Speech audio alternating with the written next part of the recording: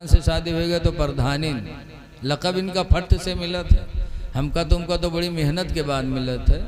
मौलाना के निकाम पहुँच गए तो मौलानिन, ऐसे वो पंडित तो पंडितैन। तो पंडित जी एक दी शहरवा मछली बिकाए छुट गए तो लिहिन पंडित जी। फिर बना जब पंडितैन खाए खातिर बोलें निकाल के रखें तो पंडित खाएं तो करुआन मछलियाँ। तो पंडित कहते हैं अरे साफ आप नहीं की रहा है रे, करुआत का है रे। तो पंडितैन कहते हैं तू है जू जरना, तो सब दिन हमारे जू जा रहे सब दिन लेकिन लगाए तो कहूँ कुछ सही माने। तो पंडित कहते ना ही करुआत है रे। तो बिटियवक देन कहें तू बिटियवा खा, तो बिटियवक है तो वो कहते करुआत है। हाँ अम्मा करुआत है। तब पंडित कहीं ना रे निमकौरिक तेलवा इतनी धरा रहा होगा तो नहीं डाल दी है रे। जब पंडितैन देखें तो कड़वा तेल शीशी भरी धरी, निमकौरिक तेल शीशी खाली हुई गई। तब पंडितैन अपन मूड पीटिन हाँ निमकौरिक तेलवा डाल दी है। अब बताओ डारे बैठे निमकौरिक तेल और मर्द कहा था करुआत है तो कहा था तू है जू जरना। ये कमकल है, कमकली की बुनियाद पे एक से एक बातें कहती रहेंगी, लेकिन इनके बातों में ना इनका एहसान है कि इनकी वजह से अल्लाह ने हमको तुमको गुनाहों से बचाया, ज़िना से बचाया। इनका एहसान है कि इनकी वजह से घर हमारा मिसले जन्नत बना हुआ है। तो इनकी बातें सुनने में कुछ बिगड़ता नहीं है। इसीलिए खिरकान के एक बुजुर्ग हैं हज़रत सैयद अबुल हसन खिरकानी, बहुत बड़े पीर हैं। एक दफ़ा 10-12 मुरीद इनके गए मुलाकात करे। चलते चलते चलते चलते खिरकान पहुँचे। वहाँ पहुँचे तो हज़रत के दरवाज़ा पहुँचे, दरवाज़ा खटखटाई तो हज़रत रहे ने उनके बीवी रहे। बीवी दरवाज़ा खोलिन, मुरीद लोग सलाम किन, पूछिन हज़रत कहाँ। तो चौंकी कहीं हज़रत हमरे घर में को हज़रत है भैया, हज़रत को कहीं हमारे पीर हज़रत सैयद अबुल हसन खिरकानी कहीं हाँ वो दज्जल वक़्त कायम कर गए वो पीर हो गवा, कब से पीर के लायक हो गवा। अब मुरीद लोग खड़बड़ाने कहीं हाय अल्लाह हम लोग मुरीद हैं नो बीवी दज्जाल बतावत है। तो पूछिन कहाँ है तो कहीं जंगल लकड़ी ले गवा है बयावत है। इतने में क्या देखते हैं कि हज़रत सैयद अबुल हसन खिरकानी शेर पर बैठे हैं, लकड़ियों का बोझ आगे रखे हैं और घर की तरफ आ रहे हैं, शेर पर बैठे। बीवी देखे तो घर में भाग था वो दुश्मनवा शेर बलायला आवाज। और मुरीद कहाँ चले जाए बेचारे, चुप्पे खड़े रहे। हज़रत आए, शेर से नीचे उतरे, लकड़ियों का बोझ उतारा। शेर ने हज़रत के पैरों को चूमा और जंगल में जाने की इजाज़त मांगी। हज़रत ने इजाज़त दे दिया तो शेर दुम हिलाता हुआ जंगल चला गया। जब शेर चला गया तब मुरीदों ने कहा हुजूर बात समझ में नहीं आ रही है कि आपका मर्तबा अल्लाह ने इतना ऊंचा बनाया कि शेर भी फर्मा बरदारी कर रहा है, शेर आपके पैरों को चूम रहा है और आपकी बीवी आपको दज्जाल मक्कार कहती है। तो हज़रत ने फरमाया सुनो, ये विलायत जो अल्लाह ने मुझे अता फरमाई कि शेर मेरा पाँव चूमे, ये मर्तबा जो खुदा ने मुझे दिया है उसी बीवी की बदतमीज़ी पर सब्र करने की वजह से कि वो पढ़ी लिखी नहीं है, जाहिला है। मेरे माँ बाप ने निकाह कर दिया, जाहिलियत की वजह से बेतुकी बातें कहती रहती, मैं सब्र करता रहता हूँ तो अल्लाह ताला ने मुझे उसके बदले में विलायत अता फरमा दी। इसलिए लोगों औरतों का एहसान मानो, नबी की ज़िंदगी से सबक मिलता है। एक बात और सुन लो फिर मैं अपनी तकरीर ख़त्म करता हूँ। नबी की ज़िंदगी हमारे तुम्हारे लिए नमूने अमल। हुज़ूर सल्लल्लाहु अलैहि वसल्लम के अब्बा तो पैदा होने से पहले ही हुजूर के इंतकाल कर गए थे। उनकी माँ आमना वो पैदा होने के बाद सरकार के 6 महीने के बाद इंतकाल कर गई, 6 साल की 6 महीना। और उनकी रज़ाई माँ हलीमा सादिया जिन्होंने हुजूर को बचपन में दूध पिलाया था वो जिंदा रही। यहाँ तक कि सरकार की उम्र तकरीबन 61 साल की हो गई। कितने साल की हो गई? अब बचपन में सरकार ने दूध पिया था तो सरकार जब 61 बरस के हो गए तो हलीमा कितने साल की हो गई होंगी? तकरीबन 85-90, यानी 20-25 साल की तो रही ही होंगी जब सरकार ने दूध पिया उनका। इतनी उम्र हो गई, इतनी उम्र हो गई उनकी। लेकिन सुनो मेरे नबी की ज़िंदगी देखो, 61 बरस की उम्र में हुजूर हुनैन की जंग लड़े और जंगे हुनैन लड़के हुजूर वापस हुए। मक्का से 35 किलोमीटर पहले एक जगह है जईराना, आज वहाँ मस्जिद बनी है। वहाँ पहुँचे सरकार तो अपने साथियों को कुछ तकसीम करने लगे। लो इतने में अबू तुफैल दोसी साथ में थे। वो कहते हैं कि सरकार तकसीम कर ही रहे थे, जात इमरात, उनकी अचानक एक औरत आई। फ़क़ाम अलहा रसूलुल्लाह, तो सरकार उस औरत की ताज़ीम के लिए खड़े हो गए। वह बसत अलहा रिदाहो, रसूलुल्लाह ने अपनी चादर उनके लिए बिछा दिया। जब वो बैठ गई तो हुजूर खिलाने लगे, हलीमा खाने लगी। तो जो लोग नहीं पहचानते थे उनको ताज्जुब हुआ कि ये कौन है कि आई बुढ़िया, तो मेरे नबी ने ताज़ीम भी किया और अपनी चादर रहमत बिछा के बिठा भी लिया, ये बुढ़िया कौन है? तो जो लोग पहचानते थे उन लोगों ने कहा हिया उम्मुहु अल्लती अर्दातुहु, ये रसूलुल्लाह की माँ हलीमा है जिन्होंने इनको बचपन में दूध पिलाया था। आप मुसलमानों गौर करो कि हलीमा ने दूध पिलाया था सिर्फ, वो भी पैसा लेकर, लेकिन मेरे नबी ने अपनी रज़ाई माँ को देखा तो खड़े होकर ताज़ीम किया, चादर रहमत बिछा दिया बैठने के लिए, खिलाया भी मोहब्बत से। और आज हम अपनी सगी माँ की ताज़ीम नहीं कर पाते। नबी की ज़िंदगी नमूने अमल है, कब आएगी नमूने अमल के लिए?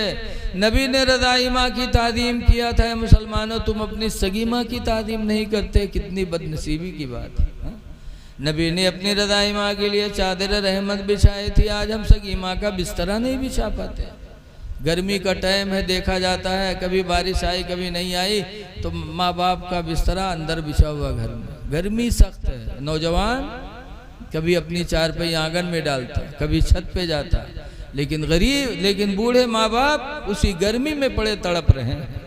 काश तुम अपने लिए जैसे करते हो अपनी माँ बाप का भी बिस्तरा लाके बाहर कर देते, कभी अंदर कर देते, तो नबी की सुन्नत का सवाब भी पाते और माँ की दुआएं भी निकलती हैं, बाप की दुआएं भी निकलती।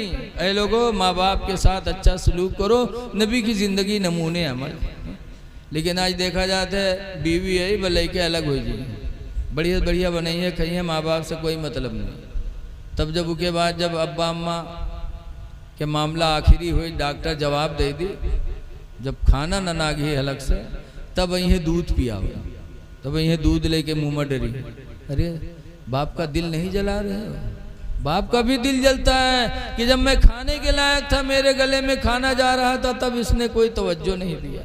आज जब मेरे गले से खाना नहीं उतर रहा है तो दूध पिला रहा है। ऐ माँ बाप के साथ बदसलूकी करने वालों, ज़रा सोच लो कि अल्लाह के घर क्या जवाब दोगे। माँ बाप की खिदमत करो। कितने ऐसे हैं जो माँ बाप से बोलेंगे नहीं, चले गए दिल्ली बम्बई, जब अब्बा मरे तब वहाँ से प्लेन से आओ था, मिट्टी दे प्लेन से आओ था, लागत ही नहीं है तो बक्सन न जी। अरे दुनिया को दिखाने के लिए। ऐ लोगों, माँ बाप को राज़ी करो। अल्लाह के रसूल सल्लल्लाहु अलैहि वसल्लम से पूछा गया था, अल्लाह के रसूल अब्बा अम्मा हैं क्या? तो सरकार ने फरमाया था, हुमा जन्नतुका व हुमा नारुका, वो दोनों तुम्हारे लिए जन्नत भी हैं, वो दोनों तुम्हारे लिए जहन्नम भी। अगर राज़ी हो गए तो जन्नती हो गए, नाराज़ हो गए तो जहन्नमी हो गए। आला हजरत जहाँ से मुरीद हैं वो है मारहरा शरीफ से आला हजरत मुरीद हैं। वहाँ के सज्जादा नशीन इस वक्त हैं हुजूर सैयद नजीब हैदर हसन मियाँ। मैं उर्स कासमी में गया, लाखों की भीड़ होती है, तो हजरत नजीब मियाँ खड़े होके कहते हैं, मुरीदो तुम इसलिए आए हो मुरी पीर के यहाँ कि हमारा पीर तुमको बख्शवा लेगा। लेकिन सुनो है मुरीदो, कहते हैं खुदा की कसम, जब तक तुम्हारे माँ बाप तुमसे राज़ी नहीं होंगे, तुम्हारा पीर तुम्हारे काम नहीं आ सकता। इसलिए अगर माँ बाप को राज़ी रखना है, राज़ी हैं तो खुदा भी राज़ी, रसूल भी राज़ी, पीर भी राज़ी, और माँ बाप नाराज़ तो सब नाराज़। इसलिए दुआ करो कि अल्लाह हुजूर की उसवे हसना पर अमल की तौफीक अता फरमाए। एक ज़रूरी बात कह के देखो, सबसे अहम चीज़ है रिज़्क़ हलाल, हलाल रोज़ी। इसीलिए हुजूर ने फरमाया था, एक दफ़ा कानपुर गया था तकरीर करने जलसे दस्तार बंदी में, तो जैसे खुतबा पढ़ें दरूद पढ़वावा तैसे एक पत्रकार खड़े हो गए कि मौलाना पहले एक सवाल के जवाब दो फिर तकरीर करो। तो हमको बताओ, घबराने तो ज़रूर कि अल्लाह जाने का पूछ ले। आजकल बहुत से देहात में पुड़िया रख के रहा था, बहुत से पूछा है मौलाना साहब ये बताओ कि आदम अलैहिस्सलाम के निकाह को पढ़ावा रहा है, अब बताओ कहाँ रजिस्टर ढूंढा जाए। बहुत से कहीं इब्राहिम अलैहिस्सलाम मीना मैया जब इस्माइल की कुर्बानी कहना है तो दुम्बा आवा रहा है, कुर्बान हो रहा है, तो कहीं गोश्त को खावा रहा है, अब कहाँ मिले बताओ। ये मेरे सवाल करी हूँ कि बाद ना बताए बा तो कहीं देखो मौलाना बड़ी तकरीर करता रहा है, के सवाल में चुप कह दिया। तो डर लगता था, तो उसने भी कहा मौलाना एक सवाल है उसका जवाब दो फिर तकरीर करो। हमने कहा बताओ भैया। तो उसने कहा कि मौलाना साहब ये बताओ, आज से 30-40 साल पहले जलसे बहुत कम होते थे, यक्का दुक्का कहीं, मदरसे भी बहुत कम थे, मौलाना मौलवी भी बहुत कम थे, तब बुराइयाँ बहुत कम थी, बुराइयाँ ना के बराबर थी। और अब मदरसे भी बढ़ गए, मौलाना भी बढ़ गए, जलसे भी खूब होते हैं और बुराइयाँ घटने के बजाय बढ़ती जा रही हैं। इसकी वजह बता दो फिर तकरीर करो। तो हमने कहा इसकी वजह तो मेरे नबी ने 1400 साल पहले ही बताया था। हाँ, मेरे नबी ने कुछ छोड़ा नहीं है, मेरे नबी गैबदां थे, गैब जानने वाले पैगंबर ने सब कुछ बताया था। हदीस पाक में अनसिन काला काला रसूलुल्लाह, हज़रत अनस से रवायत है, फरमाते अल्लाह के रसूल ने इरशाद फरमाया, याती अलन्नास ज़मानुन, लोगों पर एक ज़माना ऐसा आएगा, ला युबालिल मरो, इंसान सोचेगा नहीं, मा अख़ज़ मिन्हु, जिस चीज़ को हाथ में लेगा, अमिनल हलाल अमिनल हराम, सोचेगा नहीं कि ये हराम है कि हलाल है। जब हराम और हलाल का फ़र्क ख़त्म हो जाएगा तो लोगों के दिलों से नूर ईमान चला जाएगा, खौफ खुदा चला जाएगा, अज़ान होती रहेगी, मस्जिदें सूनी पड़ी रहेंगी। इसलिए लोगों हराम और हलाल का फ़र्क रखो।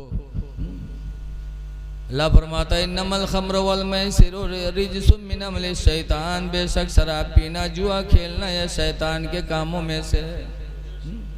रिज्सुन गंदगी है, मिन अमलि शैतान, शैतान का काम है, इंसान का काम नहीं है जुआ खेलना शराब पीना। इसलिए कुरान हिदायत के लिए आया, मुसलमान हो कुरान पर ईमान रखो, शराब से भी अपने आप को बचाओ और जुआ ताश से भी अपने आप को बचाओ। दारअयतुमुर रजुला, जब तुम ऐसे आदमी को देखो, यतआहदुल मस्जिदा, जो मस्जिद में आना जाना रखे, फशहदू लहू बिल ईमान, तो उसके ईमान के तुम लोग गवाह बन जाओ।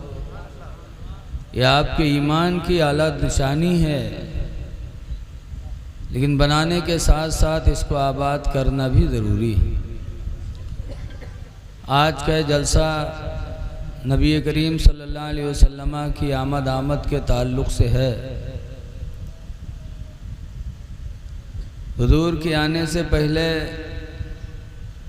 लोगों के दिलों की कैफियत क्या थी? सबकी यही पुकार थी कि काश कोई नबी रहमत आ जाता जो हमारे दिलों को सुकून दे देता। हज़रत इब्राहीम अलैहिस्सलाम की दुआ कबूल हुई। इब्राहीम अलैहिस्सलाम दुआ मांगा करते थे, रब्बना वबअस फीहिम रसूला, अल्लाह लोगों में अपना रसूल भेज दे, आखिरी रसूल भेज दे। यतलू अलैहिम आयातिही, जो नबी आ करके तेरी आयतों की तिलावत लोगों पर करें, वयुज़क्कीहिम, और उनको साफ़ सुथरा बना दें। तो नबी आए हमको साफ़ सुथरा बनाने के लिए, हमारे दिलों को सुकून देने के लिए। आला हज़रत इमाम अहले सुन्नत रज़ियल्लाहु ताला अन्हु हुजूर के पैदाइश के ताल्लुक़ से फरमाते हैं, भीनी सुहाने सुबह में ठंडक जिगर की है। सुबह सुबह सरकार तशरीफ़ लाए तो जिगर को ठंडक मिली। भीनी सुहानी सुबह में ठंडक जिगर की है, भीनी सुहानी सुबह में ठंडक जिगर की है। और कलियाँ खिली दिलों की हवा ये किधर की है, कलियाँ खिली दिलों की हवा ये किधर की है। और जब नबी कदम रखे तो उस सरजमीन का मर्तबा कितना बुलंद हो गया। आला हज़रत फरमाते हैं अल्लाहु अकबर अपने कदम और ये खाके पाक, अल्लाहु अकबर अपने कदम और ये खाके पाक। हसरत मलाइका को जहाँ वज़े सर की है, हसरत मलाइका को जहाँ वज़े सर की है। तो नबी आए तो हम लोगों के दिलों को सुकून मिला। अज़ीज़ गिरामी हज़रत हाफ़िज़ व क़ारी मोहम्मद शरीफ साहब क़िबला ने आप लोगों की दावत पर मुझे फ़ोन किया, मैं हाज़िर हुआ। साबिक़ प्रधान जनाब मोहम्मद शफीक साहब और गांव के लोग जिनको मैं नहीं जानता, अल्लाह सबको इसकी बेहतर जज़ा अता फरमाए। कुरान की एक आयत मैंने पढ़ी है, अल्लाह फरमाता है अलिफ लाम मीम। इसका माना पता नहीं, अल्लाह जाने, अल्लाह का रसूल जाने। ज़ालिकल किताबु ला रैब फीह, यह कुरान है कि इसमें कोई शक नहीं, कोई शक नहीं इसमें, एक एक नुक्ता इसका सच है। हुदल लिल मुत्तकीन, ये कुरान हिदायत है परहेज़गारों के लिए। अब परहेज़गार कौन है? अल्लाह फरमाता अल्लज़ीना युमिनूना बिल गैब, परहेज़गार वो लोग हैं जो गैब पर ईमान ला चुके हैं। गैब क्या चीज़ है? मरने के बाद कब्र में हिसाब होना है। किसी ने देखा है? बोलो भाई, जो चीज़ देखी न गई हो, सुनी भी न गई हो, उसको क्या कहते हैं? गैब। जो गैब पर ईमान लाए, मरने के बाद कब्र में हिसाब होना किसी ने देखा नहीं, लेकिन हम सबका ईमान है। क़यामत आएगी, किसी ने देखा नहीं, लेकिन हम सबका ईमान है कि क़यामत आएगी। हम लोगों के अमाल का हिसाब होगा, देखा नहीं उस तराजू को, लेकिन हम सबका ईमान है कि अल्लाह क़यामत के दिन हम लोगों के ईमान को तराजू पर तौलेगा। सूरह रहमान में है वनज़उल मवाज़ीनल क़िस्त, हम इंसाफ का तराजू कायम करेंगे। देखा नहीं किसी ने, जन्नत देखी नहीं, दोज़ख देखा नहीं, लेकिन हम सबका ईमान है। खुदा को भी देखा नहीं, लेकिन हम सबका ईमान है कि खुदा एक है। तो गैब पर जिनका ईमान है वही परहेज़गार है। लिहाजा ईमान रखो कि मरने के बाद हिसाब होना है। लेकिन आज हम लोगों के दिल बहुत ढीठ हो गए। कब्र पर जाने के बाद भी हमें इसका एहसास नहीं होता। रसूलुल्लाह सल्लल्लाहु अलैहि वसल्लम के दामाद, डबल दामाद सरकार के, रुकैया सरकार की 4 लड़कियां थीं, ज़ैनब, रुकैया, उम्मे कुलसूम, फातिमा। ज़ैनब की शादी हुजूर ने अम्र इब्नुल आस से किया इस्लाम से पहले, और उसके बाद जब इस्लाम आया तो ज़ैनब ईमान ले आई, अम्र इब्नुल आस ईमान नहीं लाए। और ईमान भी नहीं लाए, रसूलुल्लाह के दुश्मन भी हो गए। सरकार ने फरमाया अम्र इब्नुल आस या तो ईमान ले आओ या मेरी बेटी ज़ैनब को तलाक दे दो, इसलिए कि बदमज़हब के निकाह में अपनी लड़की कैसे रह सकती है। कहा या तो ईमान ले आओ या तो तलाक दे दो। तो अम्र इब्नुल आस ने कहा न मैं तलाक दूंगा और न मैं ईमान लाऊंगा, और सरकार का जानी दुश्मन हो गया। एक जंग में लड़ने गए, गालिबन वो जंगे बद्र है, और वहाँ अम्र इब्नुल आस गिरफ्तार हो गए, और गिरफ्तार होकर मदीना लाए गए। सरकार ने फरमाया फिदिया अदा करो, रिहाई लेना है। तो हज़रत ज़ैनब मक्का में थी, पता चला कि मदीने में मेरे शौहर गिरफ्तार हो गए और मेरे अब्बा फिदिया मांग रहे हैं। तो ज़ैनब की शादी में हुजूर ने सोने का हार दिया था, वो भी अपनी बीवी खदीजा के गले से उतार कर। खदीजा ने अपना बच्चियों से, माँ को बड़ा प्यार होता है, हार दिया था खदीजा ने ज़ैनब को। तो ज़ैनब ने वही हार मदीना भेज दिया अपने अब्बा के पास कि अब्बू मेरा हार ले लो, मेरे शौहर को रिहा कर दो। जब सरकार ने ज़ैनब का हार देखा तो रो पड़े, आंखों में आंसू आ गए, रोने लगे। साहबे किराम अर्ज़ करते हैं मेरे पैगंबर अल्लाह, ऐ मेरे पैगंबर मेरी माँ मेरे बाप आप पर कुर्बान हो जाए, अब रो रहे हैं। कहा ज़ैनब का हार देखकर मुझे खदीजा की याद आ गई। ऐ मेरे सहाबा अगर तुम चाहो तो मैं अम्र बिन आस को ज़ैनब का हार भी वापस कर दूं, रिहा कर दूं। नानकार गांव का आदमी है तो कहना ना इंसाफ ज़रूरी है, चाहे दामाद हो चाहे बिटिया हो, फिदिया ले।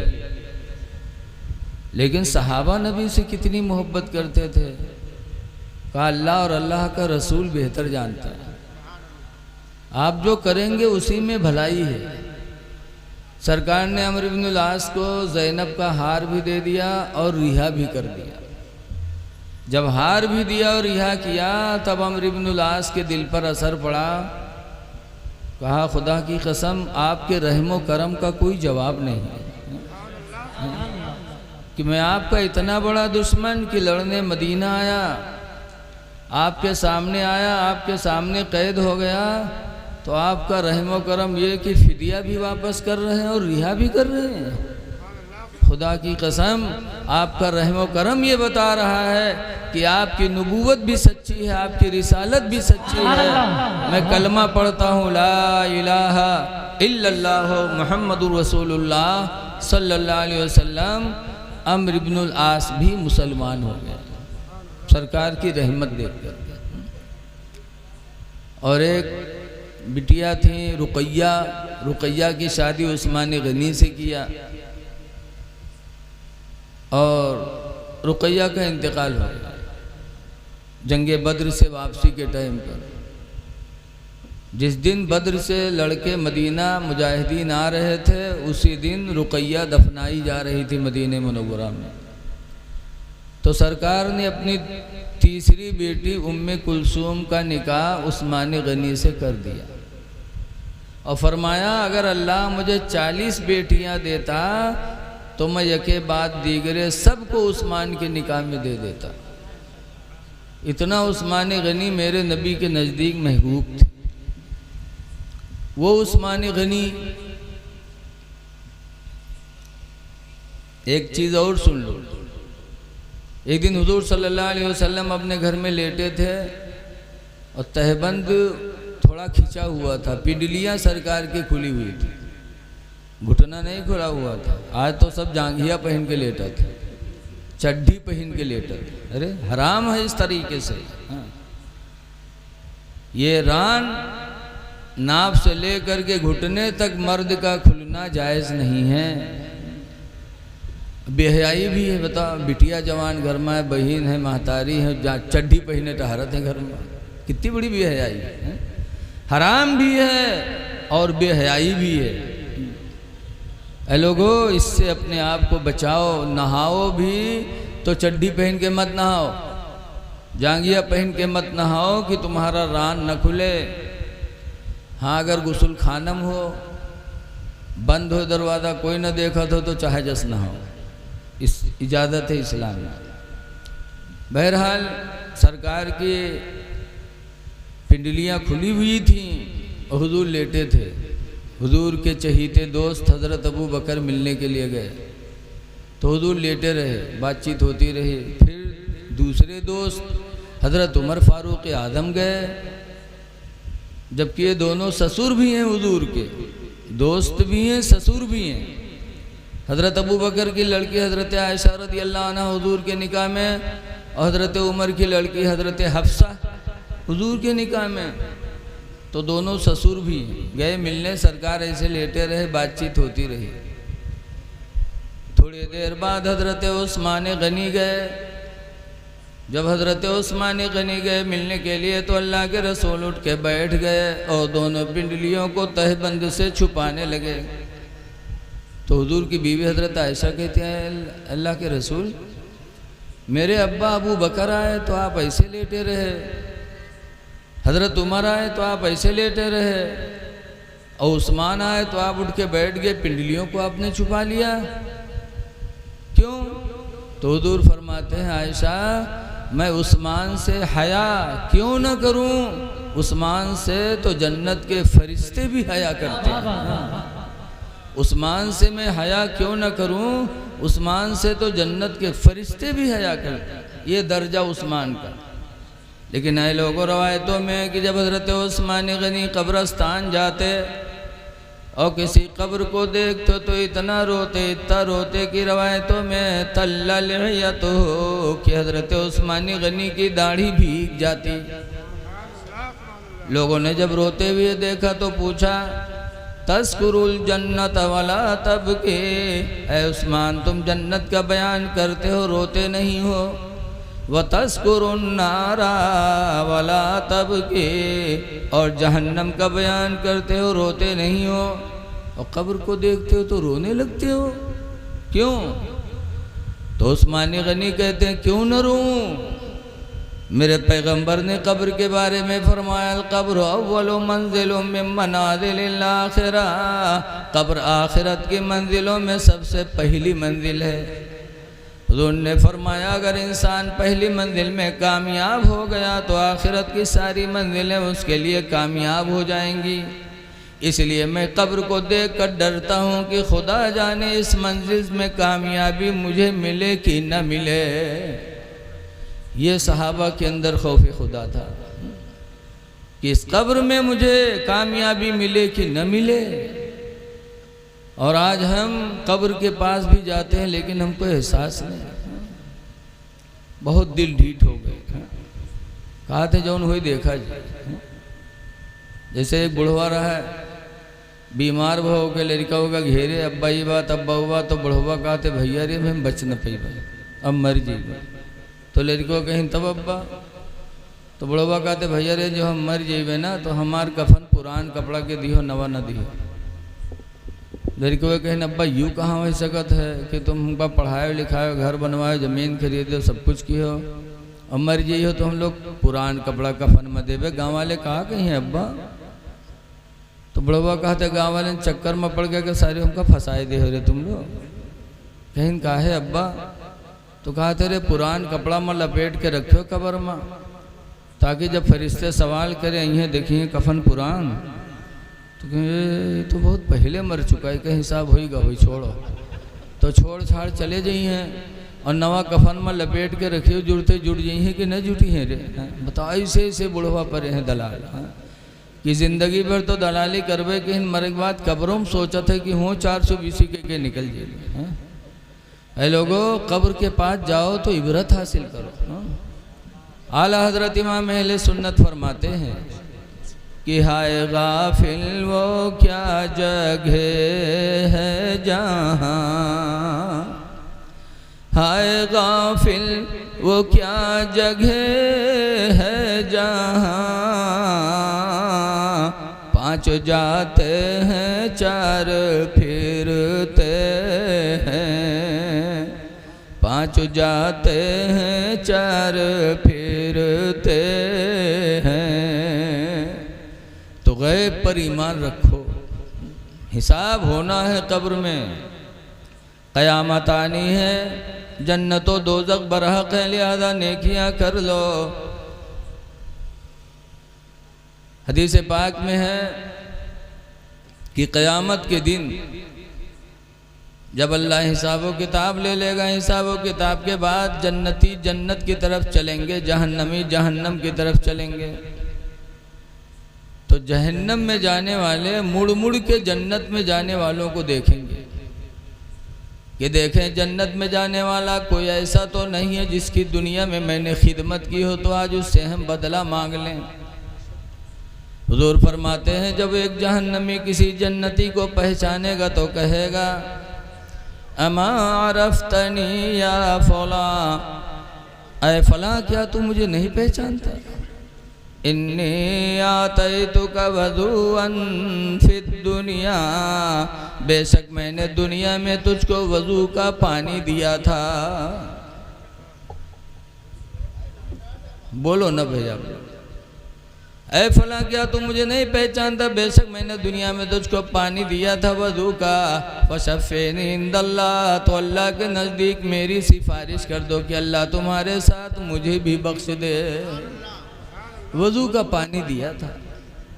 वक़ाल अल्लाह खरो, नहीं बोलो ना हज़रत सुन, वक़ाल अल्लाह खरो, और दूसरा जहन्नमी जब पहचानेगा किसी जन्नती को तो वो भी बोलेगा अमा अरफ्तनी या फला, ऐ फला क्या तू मुझे नहीं पहचानता? इन्नी आतैतुका शरबतन फिद दुनिया, बेशक मैंने दुनिया में तुझको पानी पिलाया था। फशफ़ीनी इंदल्लाह, तो अल्लाह के नज़दीक तो मेरी सिफारिश कर दे। हदीस में हुज़ूर फरमाते फयशफ़ानी, तो दोनों जन्नती उन दोनों जहन्नमियों की सिफारिश करेंगे। फयुशफ़ान, तो दोनों की शफ़ाअतें कबूल हो जाएंगी और वो दोनों जन्नती के साथ जहन्नमी भी बख्श दिए जाएंगे। लिहाजा लोगों रहती दुनिया में नेकियां कर लो, यकीन जानो, गैब पर ईमान रखो कि इसका बदला क़यामत के दिन हमको मिलेगा। अल्लाह तौफीक दे तो किसी को वज़ू करा दे, अल्लाह तौफीक दे तो पानी पिला दे, अल्लाह तौफीक दे दे तो खाना खिला दे। ये वो नेकियां हैं जो कभी मिटने वाली नहीं है। मेरे पैगंबर जब मक्का से हिजरत करके मदीना गए तो मदीने में कदम रखते रखते 3 बातें मेरे नबी ने पहले बताई थी। मदीने में जो तकरीर मेरे नबी ने किया था, पहली तकरीर, उस तकरीर में 3 बातें हुजूर ने बताई थी। फरमाया था मदीना वालों सुन लो, या अय्युहन्नासु इफ़शौस सलाम बैनकुम, ऐ लोगो जब तुम आपस में मिला करो तो सलाम कर लिया करो।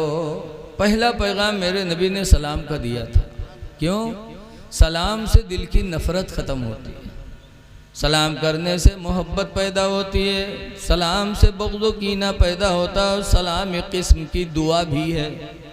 जब एक मुसलमान दूसरे मुसलमान से कहता अस्सलामु अलैकुम, तो मतलब यह है कि तुम पर सलामती हो, तुम सलामत रहो।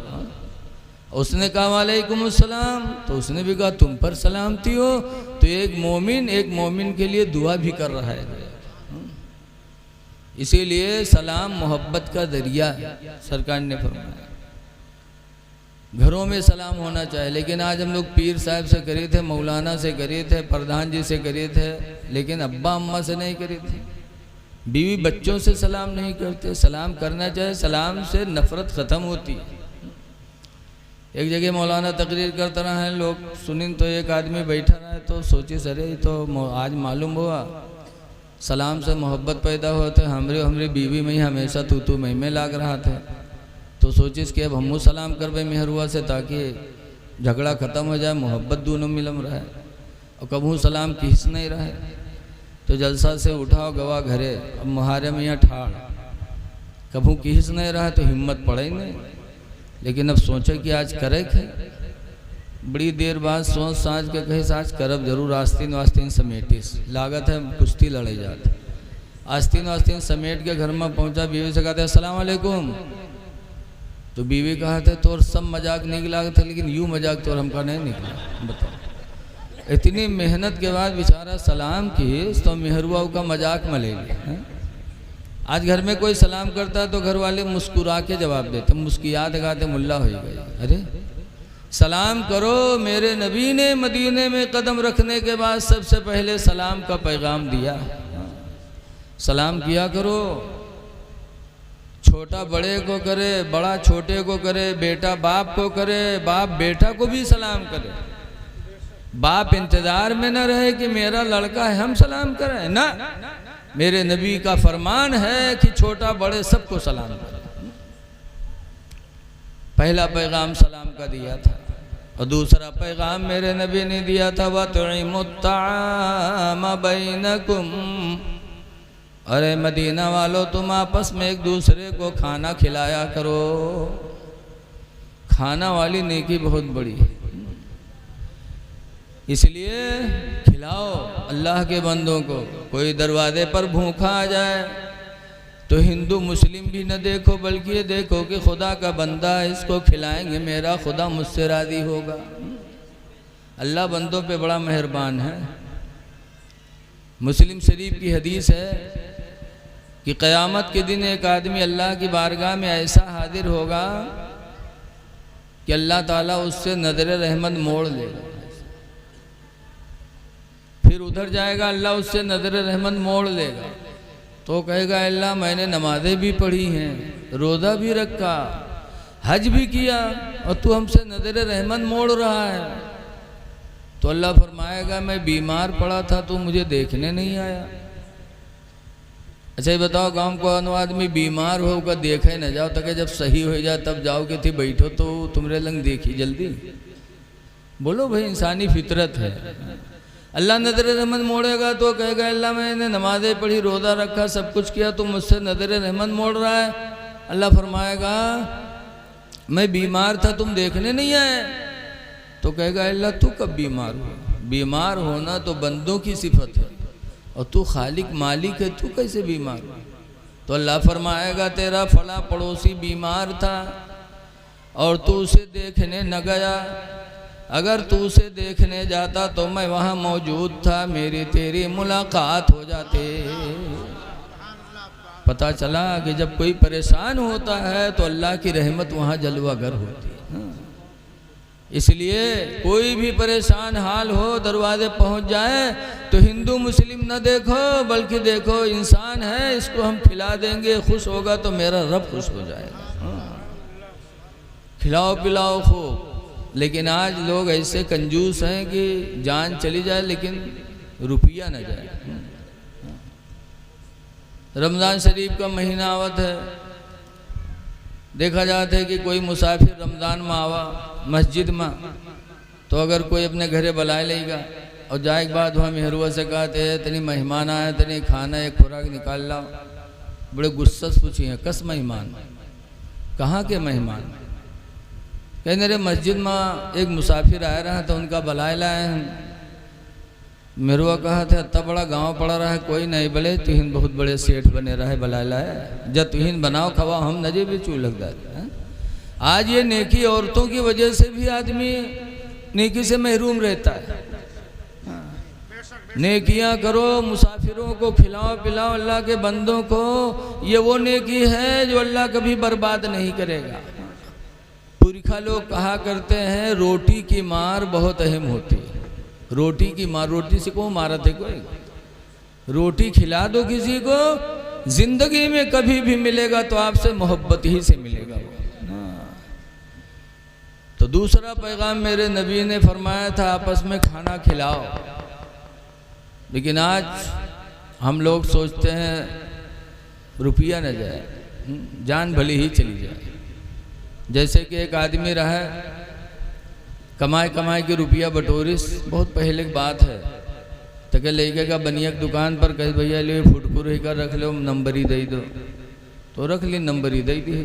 तो जब 100 के नोट पाई तो बहुत खुश, वो का फैलाए देखा है मगन में कि 100 के नोट पाएगा, लावा कपड़ा में बांध के बक्सम रख दी। रात भर की नींद नहीं, यही खुशी के मारे कि 100 के नोट धरा है घर में। सुबह उठा जब काम पर जाए हुआ तो जाए से पहले बक्सा खोले तो के रुपया निकाल के देख ली, फैला के तो के बांध के बक्सम रख दी, चला का काम करा। शाम के जब लौटा तो फिर बक्सम जुटा, फिर बक्सा खोली तो के फिर रुपये निकाल के देख ली, बांध के रख दी। सुबह देखे शाम देखे, ई मेर देखे कि लागे बक्सम कोनो मदार बंद की है, सुबह शाम जियारत करे, बड़े मगन मारा है कि 100 के नोट धरा है। अल्लाह मर्जी जुमक दिन आवा तो जुमक दिन वो काम करे चला गया, उका जुमा से काम मतलब। कुछ बदनसीब ऐसे हैं कि जुमा का भी एहतमाम नहीं कर पाते। ऐ लोगों, जैसे 12 रबीउल अव्वल को हम खुशी मनाते हैं कि मेरे पैगंबर की पैदाइश का दिन है, वैसे ही जुमा हमारे तुम्हारे बाप आदम अलैहिस्सलाम के पैदाइश का दिन है। जुमा ही के दिन अल्लाह ने जन्नत को भी बनाया है, और जुमा के दिन ही क़यामत आएगी, और जुमा ही के दिन जन्नती जन्नत में दाखिल होंगे।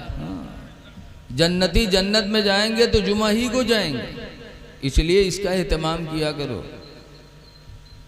नमाज जुमा पढ़ा करो एहतमाम के साथ।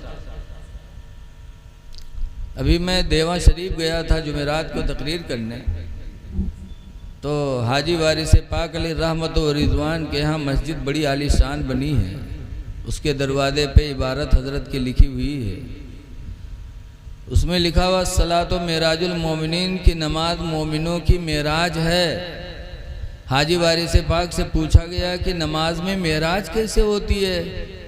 हुजूर को मेराज हुई तो रब की बारगाह में हाजिर हुए, और नमाज में मेराज कैसे होती है? तो हाजी वारिस पाक का फरमान लिखा है कि नमाज में बंदे को अल्लाह की बारगाह में हुजूरी का शरफ मिलता है, कि जब नमाज में होता है तो बंदा गोया कि अल्लाह की बारगाह में वो हाजिर है, और जब हाजिर है तो उसकी मेराज हो गई। तो नमाज जुमा का एहतमाम किया करो।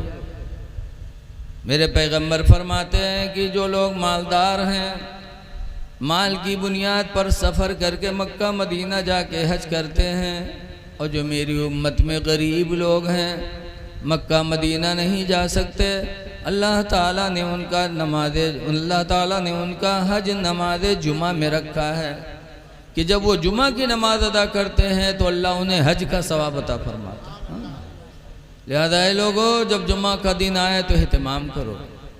कुरान करीम में अल्लाह फरमाता खुज़ू ज़ीनतकुम इंद कुल्ली मस्जिद, हर मस्जिद में जाने के वक्त तुम जीनत इख्तियार करो, बन संवर जाओ खुदा की बारगाह में जाने से पहले। जैसे दोस्त से मिलने जाते हो बन संवर के जाते हो, ऐसे मस्जिद में तुम जाते हो खुदा की बारगाह में हाजिरी देने के लिए, खुदा से मिलने जाते हो तो बन संवर के जाओ। लेकिन आज मनमानी ऐसे चले जाएंगे, पसीना बदन में है, गंदा बदबू हो रही है, और चले गए मस्जिद में। और हुआ जाए के बाद नमाज कौन मेरे पढ़ाते हैं? अल्लाह रहम करे। बहुत से लोग तो जब तक हिंदुस्तान में रहे हैं तब तक ठीक ठाक पढ़ी हैं, जहाँ सऊदिया के चक्कर मारी बहुआ से आए और के बाद नंगे सर नमाज पढ़ेंगे, कहेंगे हूँ ऐसे पढ़ा जाता है। अरे हमारे आपके नबी टोपी भी लगाते थे, टोपी के ऊपर मेरे पैगंबर साफा भी बांधते थे, तब नमाज पढ़ते थे। और उनके उम्मती होकर के नंगे सर, किताबों में लिखा है नंगे सर नमाज पढ़ना मकरूह है, लेकिन वहाँ ऐसे लौटी हैं उसके बाद आई हैं तो यहाँ नमाज पढ़े गए हैं, अल्लाह अकबर, सीना भात बनी है। और बहुत से लोग हियों के जइए वضو बनाई है उसके बाद नहीं तो बने अल्लाह मालूम यहाँ पकड़े हैं जैसे हाथ टूट गया, और दाढ़ी से पानी गिर रहा है, कतरे टपक रहे हैं, मस्जिद की बेहुरमती है।